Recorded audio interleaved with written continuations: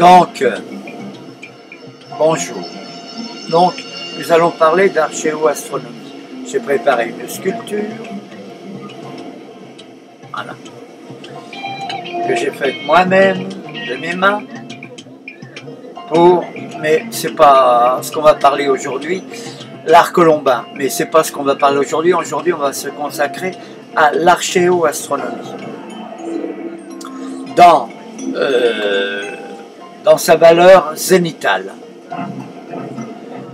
Sa valeur zénitale, c'est en haut, solstice, soleil, mon doigt, oui, si vous voulez celui-là ou celui-là, c'est pas important. C'est le soleil. Mon doigt, c'est le rayon du soleil. Donc, quand le soleil crée l'ombre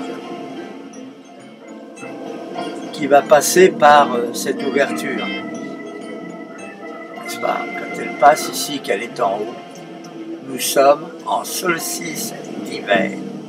Ça veut dire que l'ombre de l'autre côté va être la plus longue.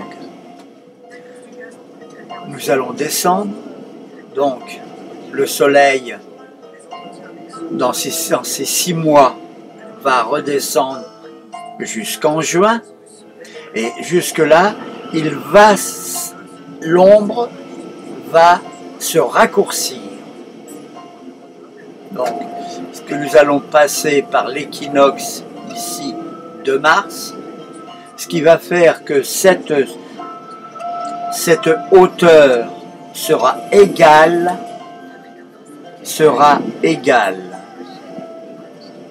dans son ombre. La hauteur ici sera égale dans son ombre. Ce qui fait ce qu'on appelle chez les bâtisseurs le 3, 4, 5.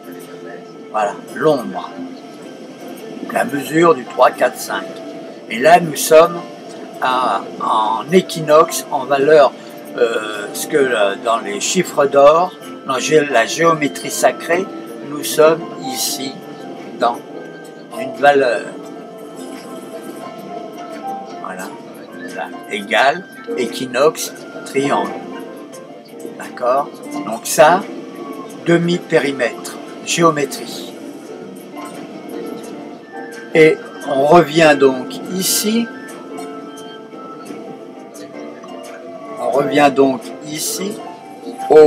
À l'équinoxe, et on descend, le rayon du soleil descend, et il arrive dans la petite en bas, ce qui fait que ici, il va être le plus haut. Le soleil va être plus haut. Donc comme il est le plus haut, pour rentrer dans cette valeur ici, pour vous expliquer, il va venir passer ici. Et ça va être l'ombre de juin qui est la plus courte. C'est ce qu'ils avaient comme calendrier. Pour ça qu'on les a regroupés aux pierres, des bouts des champs, etc. etc. Mais il y a de la vérité dans tout ça. Mais ce qu'il faut prendre, c'est ce qu'on parle aujourd'hui, c'est de la valeur zénitale. La valeur zénitale de l'archéo-astronomie. Les 3 points, ce que j'ai voulu développer aujourd'hui, c'est les 3 points, en quelques minutes, c'est les 3 points importants pour comprendre les mégalithes, les totems par l'archéo-astronomie. On ne peut pas parler d'archéologie si l'on ne maîtrise pas cette valeur-là. Et cette valeur-là, elle se règle sur 25 000 ans. Ce qu'on appelle la précession zénitale. C'est-à-dire que la Terre fait en 25 000 ans des petits cerfs comme ceci qu'on appelle des saros. Voilà. Voilà. Donc, juin, on arrive ici. D'accord? Hop là, attention parce que c'est la gueule. Voilà, juin, alors, quand on est en juin, le temps continue. l'ombre remonte et on arrive en septembre, équinoxe de septembre. Équinoxe de septembre, forte marée. Et nous arrivons donc à décembre. Et nous avons fait donc 6 mois de montée, 6 mois de descendre pour parler d'archéo-astronomie. Voilà. Donc j'espère qu'on va en faire d'autres, que je vais pouvoir en faire d'autres dans une meilleure installation, etc. Mais je voulais la faire, celle-ci, parce qu'on m'a demandé de parler de l'archéo-astronomie avec une webcam. Alors voilà. Et on va mettre ça sur YouTube, je rassure, avec Mac, Google et toute la famille.